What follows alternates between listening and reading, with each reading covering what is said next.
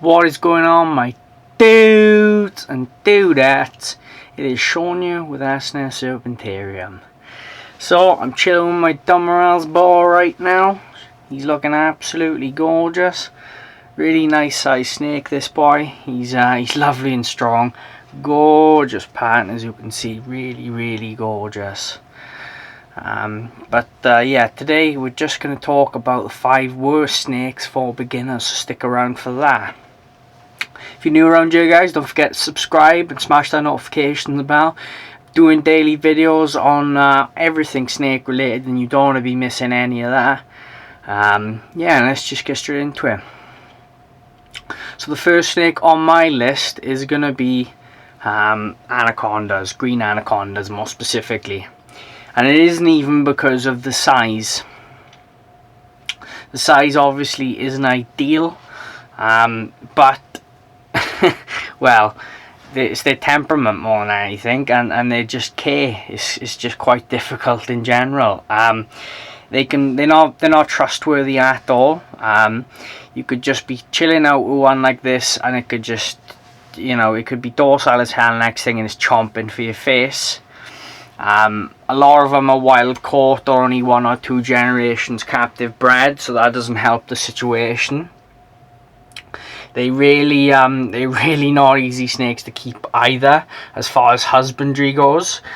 They require a lot of humidity, but it can't be damp, because then they'll get blisters and stuff on their skin and scale rot. They've got to have a big tub to soak in. Something like a 50 or 64 litre tub, or maybe even something as big as a bath when it's an adult. And obviously that water has got to be kept clean all the time. They have a tendency to poop in their water, so you're probably going to need a massive filter system to keep it completely clean and sanitary. And that becomes even more difficult then when you consider their temperament, at that sort of size as well. So it's difficult from hatchling to, it just gets more and more difficult then as they get bigger. Even if the green anaconda stayed 4 foot, I still wouldn't recommend that for a beginner, because of his temperament and his difficult nature as far as husbandry goes. You really got to be on the ball when you're keeping green anacondas or their smaller cousin yellow anacondas. These are slightly easier to keep, but they're still not great. They stay at a smaller size, but I still really would not recommend them for a beginner. I think that would be a really big mistake. In fact, I wouldn't recommend them for 99% of experienced keepers, even, because they're just difficult. I'm just noticing my boy is going on a little bit of an adventure there. I'll just leave him do his own thing. He's just enjoying himself. So the second snake on this list is actually going to be the African rock python. Now, the African rock python is absolutely notorious for having a really awful temperament, and it is one of the largest snakes on the planet. They often get above 12 feet, even as males. Females, you're looking closer to 16 foot or perhaps even more for a big specimen. They really are big snakes. They're sort of built like, maybe a little slender version of a Burmese. But it depends on how you feed it, really, on this sort of girth. They can't be trusted in general, to be honest. I've heard people saying, that they're 1 minute they're fine, next minute they're going from, and other people saying they can't go anywhere near theirs, they can't go in the viv or anything. So obviously each snake is different, but that would be a massive mistake getting an African rock python as a first pet.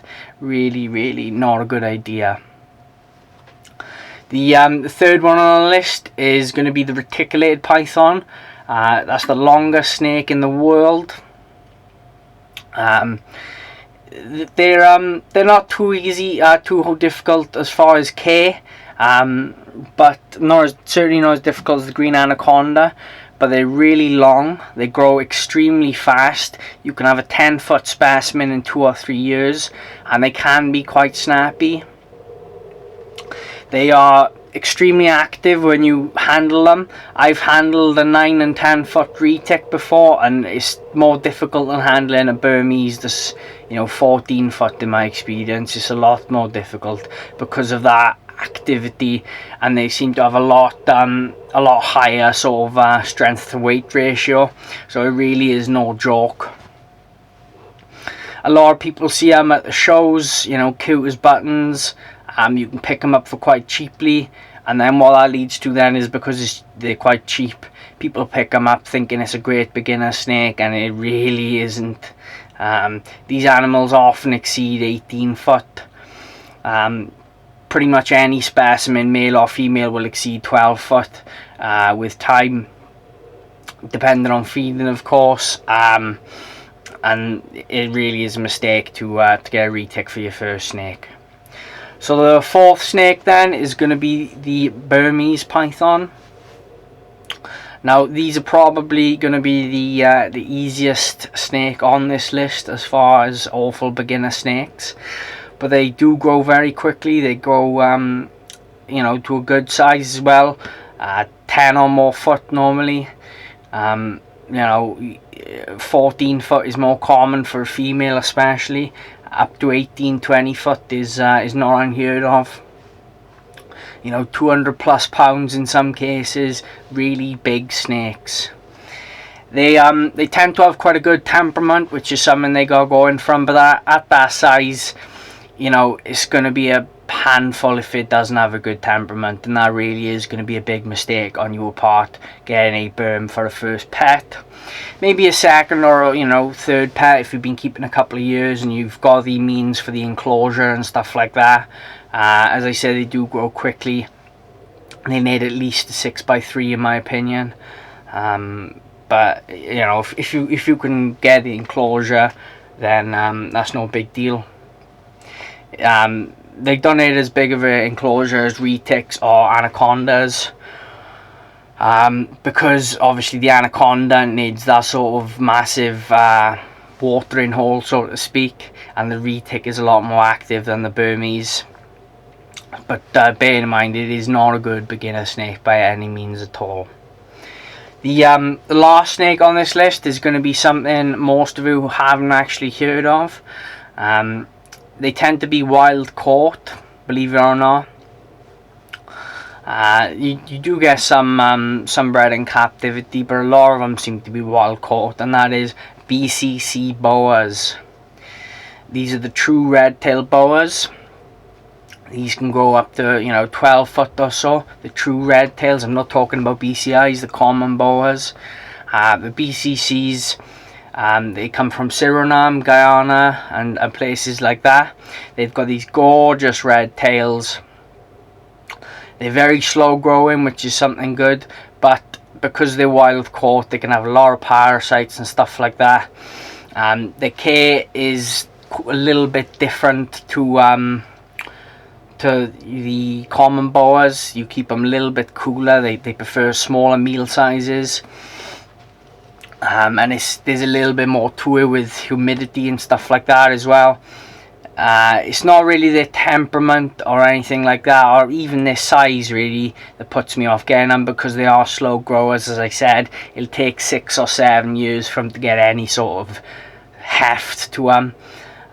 But it is really the fact that most of them are wild caught, and they do need someone that's more clued up to keep them. They're a gorgeous snake though. If you're more experienced and you can get a captive bred one, by all means go for it. The only reason I would suggest anyone gets a wild caught one is if they're planning on breeding them and they want new bloodlines, and just to stop the captive imports actually coming into the country then, which as we go on through the hobby, that's just going to be much better. So I hope you've enjoyed this video, guys. I hope you've enjoyed seeing this gorgeous boy. Definitely one of my favourites. I'm making the most of him right now because I'll be brewmating him soon.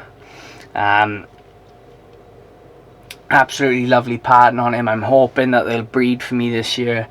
Maybe I'll keep a couple of the babies, as I've said in the past, and you know, the last few videos, but we'll have to see on that front. Definitely think it'll be great to make some babies available for my local area, because I've not seen these about at all. And I mean, look at that. It'd be a shame if anyone wanted one of these and they couldn't get hold of them, because they are gorgeous, and they're not too big either. If I just spin around, they're not too big. Any intermediate, or perhaps even a beginner that was reared up, could keep one of these without too much hassle. And I think that's great. So I hope you've enjoyed this video, guys. If you're new around here, make sure you subscribe and smash that notification bell. Daily videos, as I've said. If you made it this far, you obviously liked the video, so like the damn video if you haven't already. Make sure you comment down below what you think is the worst beginner snake of all time. If you think there's anything that should be on this list or shouldn't be on this list, what your top 5 worst beginner snakes would be, just comment all that down below. I'll definitely get back to you. Yeah, that's it for today, guys, so I'll see you in the next video. Thanks, guys.